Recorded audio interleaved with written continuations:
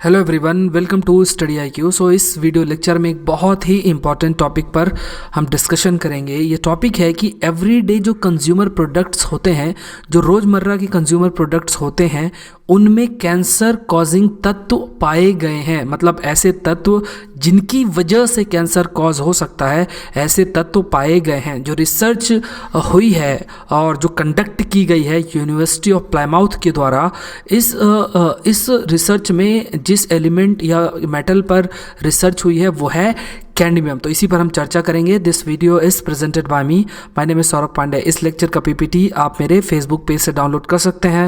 My ID Saurabh Pandey 009।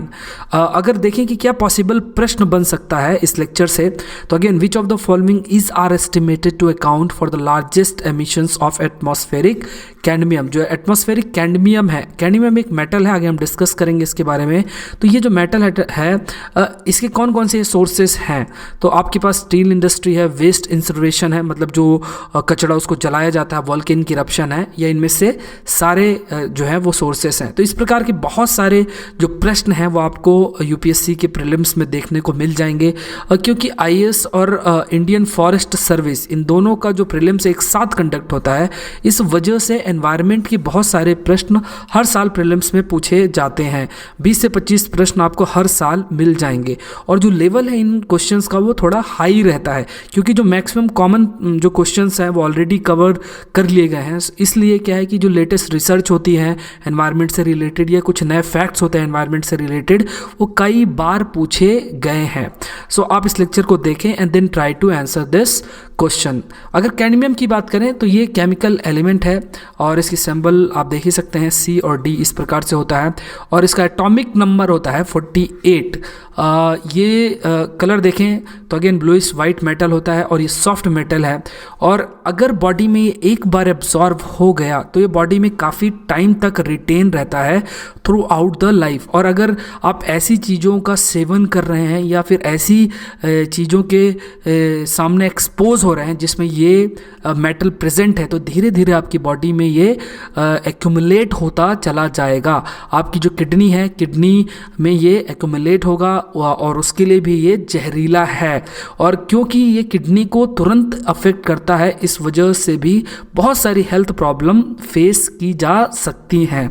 इसके अलावा अगर देखें तो ये भी हाईलाइट किया गया है कि ये जो कैडमियम है ये रिस्पॉन्सिबल भी होता है कैंसर के लिए। अगर हम सोर्सेस देखें, अलग अलग जो सोर्सेस है एटमॉस्फेरिक कैडमियम के, तो ये पॉइंट बहुत ध्यान से हमें सुनना है। वो कौन कौन से सोर्सेस हैं? पहला है स्टील इंडस्ट्री के लिए कैडमियम का उपयोग होता है। वेस्ट इंसिनरेशन की बात करें, जो वेस्ट को जलाया जाता है उसमें भी कैडमियम रिलीज होता है। वोल्केनिक एक्शंस होते हैं, या वोल्केनिक इरप्शन भी अगर होगा तो उसमें भी कैडमियम का प्रयोग होगा। जिंक प्रोडक्शन के लिए भी कैडमियम का उपयोग किया जाता है। तो ये बहुत बड़े सोर्सेस हैं कैडमियम के। तो ये क्योंकि हम कह सकते हैं कि ये ऐसे एरियाज़ हैं जो कि अगेन पार्ट नहीं है एवरीडे जो कंज्यूमर प्रोडक्ट हैं उसके, लेकिन फिर भी ये देखने को मिलता है कि जो हमारा एनवायरनमेंट है वहाँ पे जो कैडमियम का लेवल है वो काफ़ी अधिक हो गया है। अभी जो रिसर्च हुई है यूनिवर्सिटी ऑफ प्लाईमाउथ के द्वारा, उसने क्या हाईलाइट किया है कि बहुत सारे ऐसे जो एवरीडे हाउस होल्ड प्रोडक्ट्स होते हैं, जैसे प्लास्टिक टॉयज़ हो गए जिससे बच्चे खेलते हैं, जो सेकेंड हैंड प्लास्टिक टॉयज़ हो गए, या पानी पीने के जो ग्लासेस हो गए, जो अल्कोहलिक बेवरेज बॉटल्स हो गई, ऐसी बॉटल्स जिसमें अल्कोहल रखा जाता है, या सेरेमिक्स एंड आर्टिस्ट पेंट्स हो गए, इनमें बहुत लार्ज अमाउंट में कैडमियम पाया गया। अभी एक बहुत मैटर ऑफ कंसर्न है, क्योंकि हम सभी ऐसी चीज़ों के सामने एक्सपोज होते हैं। सभी प्लास्टिक टॉयज़ का उपयोग करते हैं, बच्चे भी उपयोग करते हैं, ड्रिंकिंग ग्लासेस का उपयोग करते हैं, इन बॉटल्स का, अल्कोहलिक बेवरेज बॉटल्स का उपयोग करते हैं, इन पेंट्स का उपयोग करते हैं। तो इसका ये मतलब हुआ कि अगर हम एक्सपोज हो रहे हैं, इसका ये मतलब हुआ सिंपल सा कि कैडमियम किसी न किसी प्रकार से हमारे बॉडी के अंदर भी ट्रांसफ़र होता है। अब क्या है कि ये जो कैडमियम मेटल है इसका उपयोग भी इसलिए किया जाता है कि किसी भी प्रोडक्ट में अगर इसका उपयोग किया जाएगा तो उसे थोड़ा शाइनी लुक देने के लिए, रेड, ऑरेंज, येलो इस प्रकार का थोड़ा शाइनी लुक देने के लिए इसका उपयोग किया जाता है। इवन जो ग्लासेस होती हैं, ग्लास बनाने के लिए और उसके ऊपर कलर करने के लिए भी इसका उपयोग किया जाता है, कैडमियम की अगर हम बात करें। अब अगर नेक्स्ट पॉइंट की बात करें तो अगर कोई भी कैडमियम को कंज्यूम करता है तो ये ह्यूमन हेल्थ के लिए सही नहीं है, उसके हेल्थ के लिए सही नहीं है। और अगर एनवायरनमेंट में भी ये प्रेजेंट होता है तो एनवायरनमेंट के लिए भी ये सही नहीं है। अगेन अगर प्लांट्स की बात करें वो इम्पैक्ट होते हैं, जो दूसरे एनिमल्स हैं वो भी इम्पैक्ट होते हैं। इसी को देखते हुए बहुत सारे ऐसे रेगुलेशंस लेकर आया गया है कि ये जो कैडमियम है इसका ज़्यादा उपयोग ना हो, और एक लिमिट रखी गई है कि इससे ज़्यादा कैडमियम का उपयोग नहीं होना चाहिए। और वो लिमिट कितनी है? 50 to 800 पार्ट्स पर मिलियन, इतना ppm तक जो है उपयोग किया जा सकता है। लेकिन देखने में क्या आ रहा है? देखने में ये आ रहा है कि बहुत सारे ऐसे आइटम्स हैं उनमें इस रेंज से भी ज़्यादा कैडमियम का उपयोग हो रहा है। जैसे जो रिसर्चर्स हैं, जो यूनिवर्सिटी ऑफ प्लाईमाउथ के जो रिसर्चर्स हैं, उन्होंने क्या पाया कि बहुत सारी जो एनेमल्ड ग्लासेस हैं, जैसे इस पिक्चर में आप देखें तो एनेमल्ड ग्लासेस जो होती हैं, जैसे एनेमल्ड ग्लासेस क्या है? Is a glass which has been decorated with vitreous enamel. Enamel का क्या मतलब हुआ कि जैसे जो ग्लास का चूरा है उसका उपयोग करके फिर इस प्रकार से कलरिंग की जाती है, और ये जो कलर्स बनाए जाते हैं और अलग डिज़ाइंस जो बनाई जाती हैं इन ग्लास के चूरे से, जो पाउडर्ड ग्लास है, तो ये काफ़ी टाइम तक रहते हैं। तो इस प्रकार की जो ग्लास का उपयोग करके मतलब एक नॉर्मल ग्लास में और नॉर्मल ग्लास में इस प्रकार की जो एनामल ग्लास का उपयोग करके कई सारी कलरिंग की जाती है, तो ओवरऑल हम कहते हैं इनेमल्ड ग्लास। तो ये जो इनेमल्ड ग्लासेस होती हैं इनमें कैडमियम का काफ़ी ज़्यादा उपयोग होता है। पाया ये गया है कि जैसे अभी हमने डिस्कस किया कि 50 से 800 ppm तक जो लिमिट है वो होनी चाहिए, इतना रेंज होना चाहिए। लेकिन पाया गया ये इन इनेमल्ड ग्लासेस में लगभग 70,000 ppm, जो कि काफ़ी अधिक है। बहुत सारी जो ड्रिंकिंग ग्लासेस हैं, न्यू और ओल्ड बॉटल्स, इनमें ये पाया गया। दूसरा ये है कि बहुत सारे ऐसे प्रोडक्ट्स हैं, उन प्रोडक्ट्स के लोगोज और जो पैटर्न्स उनमें बने हुए हैं, जो टेक्स्ट लिखा हुआ है, जो पिक्चर्स बने हुए हैं, जो कार्टून्स बने हुए हैं, उनमें भी ये पाया गया कि जो कैडमियम का लेवल बहुत अधिक है। और ये अगेन बहुत मैटर ऑफ कंसर्न है, क्योंकि ग्लासेस आप उपयोग कर रहे हैं, बॉटल आप उपयोग कर रहे हैं, ऐसे प्रोडक्ट आप उपयोग कर रही हैं, कर ही रहे हैं जिनमें लोगो, पैटर्न, टेक्स्ट, पिक्चर, कार्टून, ये सारी चीज़ें बनी हुई हैं। तो इसका मतलब है कि आप किसी न किसी तरीके से वो कैडमियम आप कहीं ना कहीं उसको सामने एक्सपोज हो रहे हैं और उसको कहीं ना कहीं कंज्यूम भी कर लेते हैं। अगर बच्चों की ही बात करें तो बच्चे छोटे जो टॉयज़ होते हैं, प्लास्टिक के टॉयज़ अपने मुंह में डालेंगे तो उससे क्या है कि जो कैडमियम है उनके मुंह के अंदर चला जाएगा, जो कि उनके हेल्थ के लिए भी सही नहीं है। ग्लासेस, बॉटल्स भी रखी हैं तो उसे भी बच्चे कई बार मुंह में डालते हैं। तो ये कहने का मतलब है कि इस प्रकार से कैडमियम ह्यूमन हेल्थ को काफ़ी अफेक्ट कर सकता है। अगर कैडमियम की बात करें तो बहुत सारे जो सेरेमिक आइटम्स हैं, मग्स है, प्लेट्स है, जो कटोरे हैं, बाउल्स हैं, इनमें भी लगभग 40,000 ppm, इतना अधिक कैडमियम पाया गया। अभी जो लिमिटेशन है, जो रेंज है जो रखनी है वो 50 to 800 ppm है, लेकिन ये इंक्रीज हो गई है लगभग 40,000 ppm। Even old plastic products including toys में भी 35,000 ppm देखने को मिला है।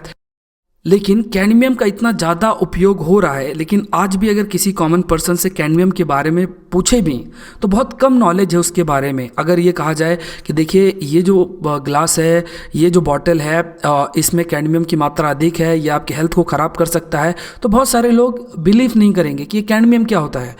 और इसी का फ़ायदा उठा के बहुत सारी जो कंपनीज़ हैं इसका उपयोग भी करती हैं। लेकिन जो इंटरनेशनल ऑर्गेनाइजेशंस है, जैसे वर्ल्ड हेल्थ ऑर्गेनाइजेशन है, उसने डिक्लेयर किया है कि कैडमियम 10 मेजर ऐसा केमिकल है जो कि पब्लिक हेल्थ को अफेक्ट कर सकता है। इस 10 के लिस्ट में कैडमियम के साथ लेड और एस्बेस्टॉस भी है। तो जिस लेवल का हेल्थ इम्पैक्ट लेड या एस्बेस्टॉस कर सकते हैं, उस लेवल का हेल्थ इम्पैक्ट कैडमियम भी आपकी बॉडी में कर सकता है। इसलिए क्या है कि हमें इसके बारे में जानकारी होनी चाहिए। अब क्या है कि अगर किसी भी प्रोडक्ट में कैडमियम का उपयोग होता है, तो अगर उस प्रोडक्ट में जैसे फॉर एग्जांपल इनेमल्ड ग्लास में ही उसका उपयोग हुआ है, तो वो अगर उस ग्लास में ही कैडमियम प्रेजेंट है तब तो इतनी हार्मफुल नहीं है। लेकिन अगर ये कैडमियम बाहर निकल गया, मतलब लीच आउट हो गया, छोटे छोटे जो कैडमियम के कण हैं वो बाहर को आते हैं और वो किसी दूसरी जगह इकट्ठा हो जाते हैं, या आपकी बॉडी में या आपके किसी भी बॉडी के ऑर्गन में इकट्ठा हो जाते हैं तो ये किसी न किसी तरीके से हमारे हेल्थ को नेगेटिवली इम्पैक्ट करेगा। अब एक पॉइंट ये भी सामने रखा गया है कि बहुत सारे ऐसे प्रोडक्ट्स हैं जिनमें कैडमियम का उपयोग होता है, तो उसमें लिखा होता है कि इसमें कैंसर कॉजिंग केमिकल का उपयोग है। अब एक प्रोडक्ट है ए जिसमें ये लिखा हुआ है कि इसमें कैंसर कॉजिंग केमिकल प्रेजेंट है। अब इसका उपयोग हो गया, अब क्या है, अगर इसका उपयोग होने के बाद इसको रिसाइकल किया गया और रिसाइकल करने के बाद इसे प्रोडक्ट बी को बनाने के लिए उपयोग में लिया गया। अब क्या है, ये जो बी प्रोडक्ट है, बी प्रोडक्ट में जो कैडमियम है, कैडमियम का उपयोग नहीं हुआ, लेकिन क्योंकि ए प्रोडक्ट जिसमें कैडमियम प्रेजेंट था उसको रिसाइकिल करके इस बी प्रोडक्ट को बनाया गया है, इस वजह से इस बी प्रोडक्ट में भी कैडमियम प्रेजेंट होगा। यही कुछ देखा जा रहा है ग्लास में भी। ग्लास जो है, ग्लास में इन जनरल कैडमियम प्रेजेंट नहीं होता है, लेकिन जो रिसाइकल्ड ग्लासेस होती हैं उनमें किसी न किसी तरीके से कैडमियम का प्रेजेंस देखा गया है। और क्योंकि इसमें कैडमियम प्रेजेंट है, इस वजह से कई सारे जो प्रोडक्ट बनाए जाते हैं इन ग्लासेस का उपयोग करके, तो इनमें भी कैडमियम प्रेजेंट होता है।